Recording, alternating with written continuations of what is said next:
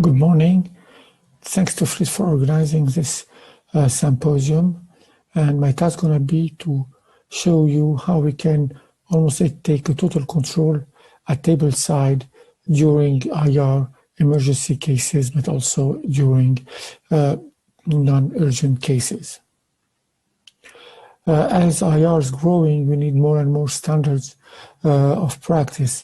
And one of them is to recognize IR is really important in a hospital and cannot be replaced.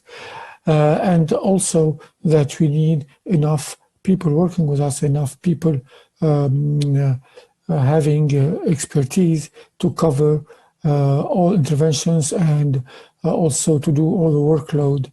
But this should be also done 24 hours in intervention and diagnostic radiology. This is also important for elective and urgent interventions to have appropriate trained radiographer and nurses to support full-time IR service. That's in theory, but in real life, it is true from 8 a.m. to 10 p.m., at least in my institution. We do multiple type of interventions, not always familiar. It could be also very late at night. Change of equipment, material, and devices is something very stressful for all the staff and for IRs. Experienced IR have not always the same approach to do their procedures, so they need to master the tools they are using.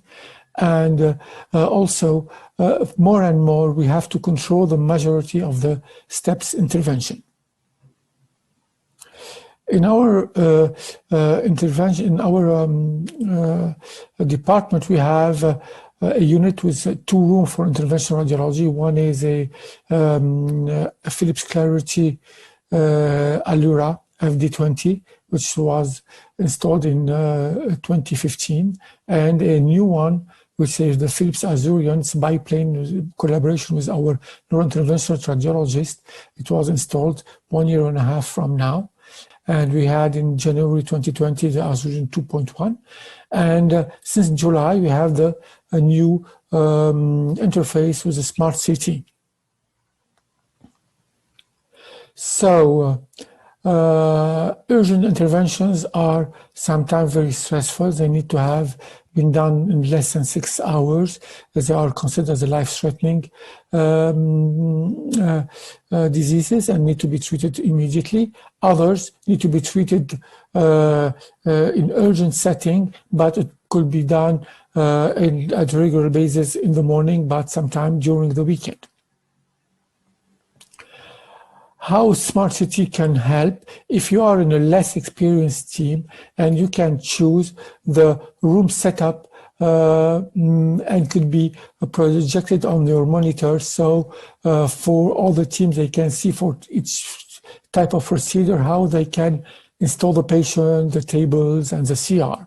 And also they can show you how to manage to get a 3D rotational imaging, also a type of scanning for elective or urgent cases, and also to avoid collusion in the treasure of the CR, which is more difficult part if you don't have too much experience with rooms. So one of the things that could help is a step-by-step guidance. You have a pictorial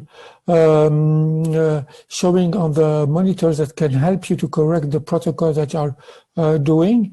As we can see here, we have the TSM just next to the patient, and we can choose different settings and different modality to do the type of 3Ds that we want.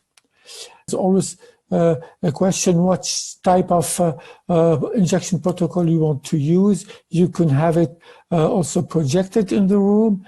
So for all the young fellows and or for the techs, they know which type of procedure and protocol you want to use. You're set up for a 3D run. You can see all the time AP and lateral view and what is covering. Do you cover the region of interest that you want?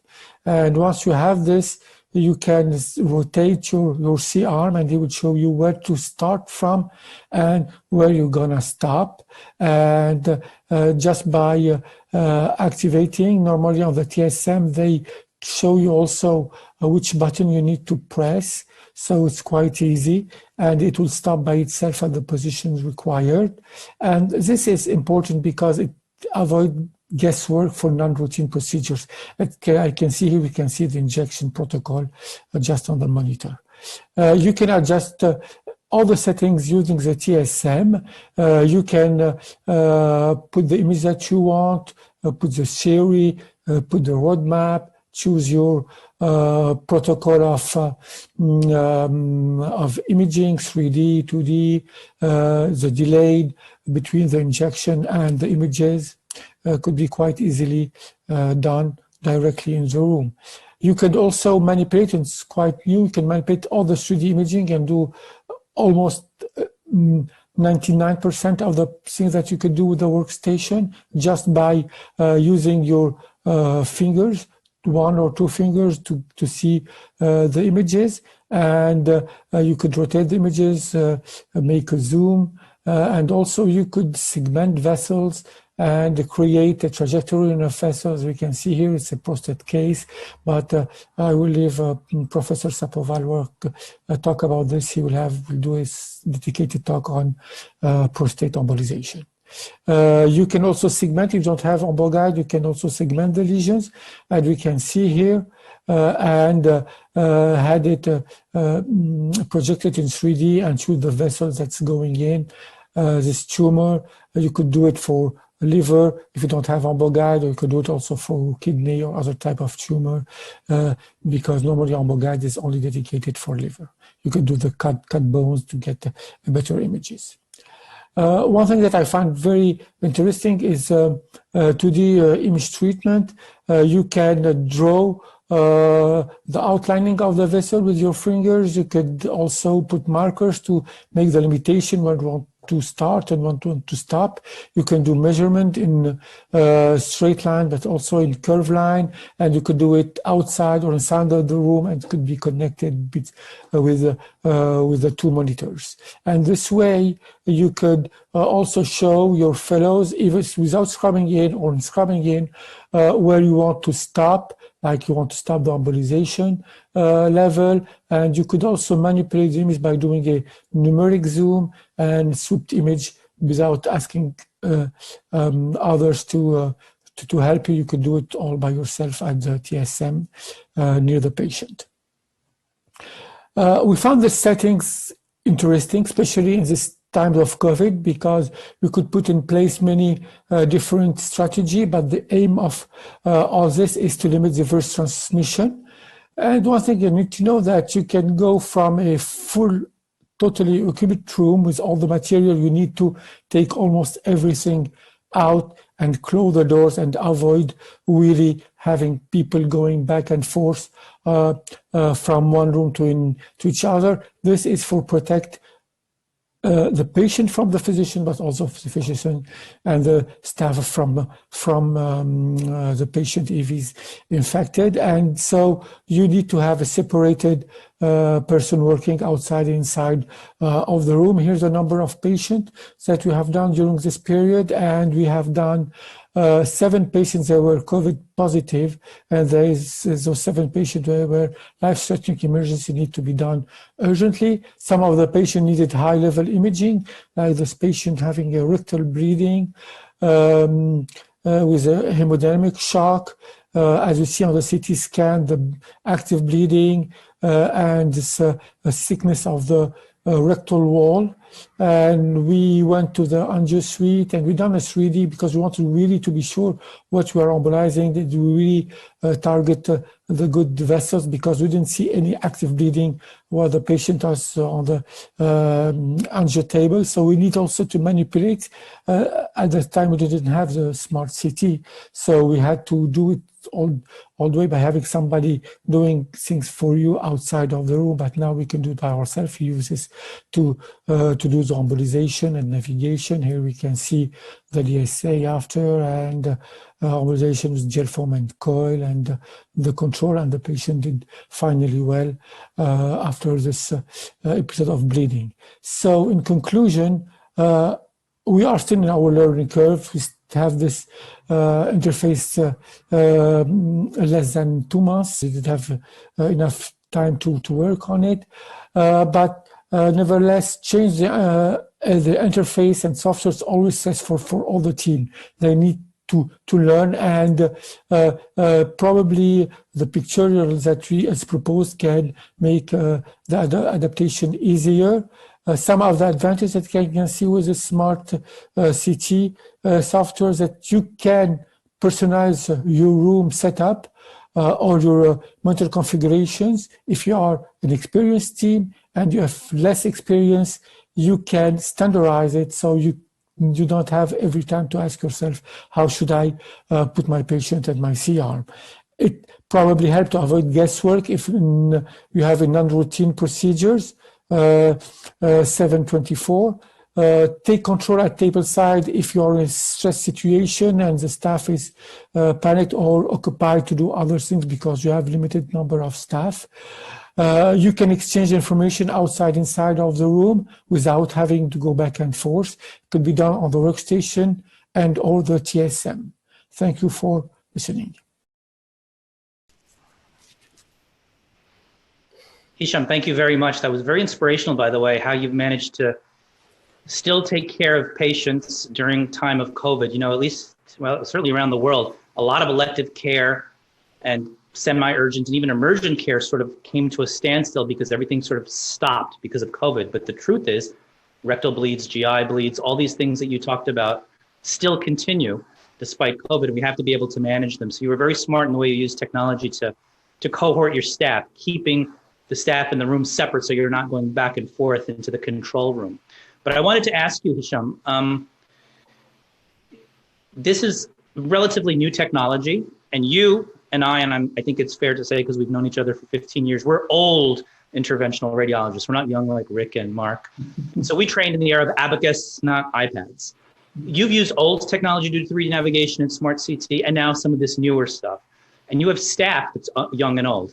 What's the learning curve been for the staff, and does it vary from the older and the younger people? Well, I won't say there's a huge difference. It's always difficult to change technology.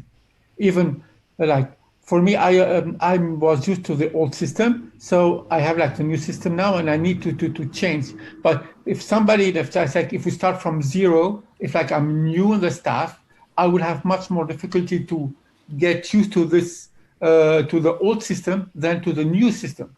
The new system, it's much more easier to learn if you are like virgin from this new technology. So if we know the old technology, we need to shift. So it's always a step to do. If we don't have this technology, we need like to go and step in directly. So for the new staff, it's much more easier than it was for us because it's much more intuitive. So I'm used to both. So for me, I can manage to use the old system and the new system. So, but I think for the young generation, it's much more easy to get this new system adopted and be used very, very quickly. And it's also not just about the physicians, it's also about the staff. So Mark had raised a good point in the background during your presentation about we used to rely on staff to do a lot of this advanced segmentation and so on in the control room. Are we taking something away from that staff by being able to do it ourselves in the room? This is an interesting point that I didn't even think about, but Mark, maybe you can elaborate a little bit. Yeah, so if I can just say, in our department, it's not like in the department of Marco, which is very important to know because it's our interventional unit, it's integrated in the diagnostic department. So staff is moving from diagnostic to intervention, which is not the case of the department of Mark. So in each time we need to adapt. If you have very trained techs, yes, they will be annoyed saying, "Oh, you are stealing my."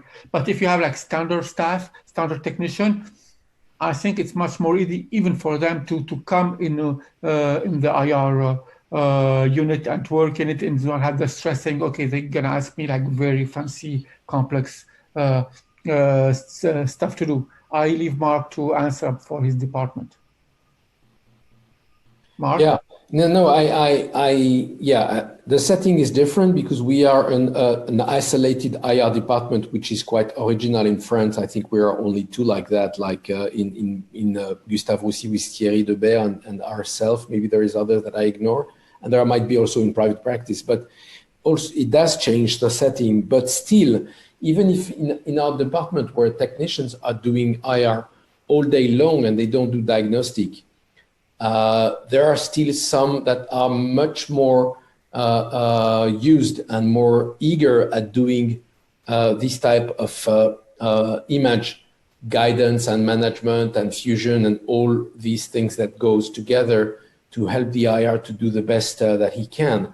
What I think also is that in terms of communication and building teamwork and raising the profile, showing what we are doing outside, of course, but also having more, I don't know what would be the word in English, we would say in French, implication. I mean, people, I mean, technicians being part of the case really with their energy and soul, because they understand and they really participate and they really help you out. And for them, it's a big excitement. So I think all these should be taken into account. And there is no single solution. I think it depends on the lab. But with this new SmartCT, I think it really changed the landscape because everybody can get into it easily. And I think it opens a lot of new opportunities. Yeah, for sure. I think also one point that comes to my mind is, yeah, it's great to train people and you want to have the camaraderie of the staff.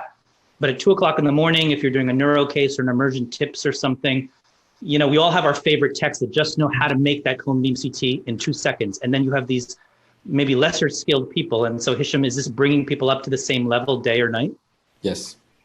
Yeah, we try. Yeah, it's like give a trend to give like everybody can use the technology. So one thing to involve techs for us was to do the setup of each protocol. So we were with the techs saying, if you are doing, I don't know, a prostate embolization, how we should put the CR, what will be the protocol of injection, and everything is going to be projected on the monitor. So the preparation of all the setups are very important, and you need to have like techs with a lot of experience, and they share their knowledge much more easier with new techs. So they have just to open, like, I don't know, TACE or Y90 or prostate embolization, and they see all the things they need to do, unless with the imaging system. So it's much more easy for them, and also having to share their knowledge with the other technicians that are not very familiar or very keen to use this new technology. Terrific. And reminder to people at home, please type in your questions for our expert panel. And now let's shift focus to another superb interventionalist.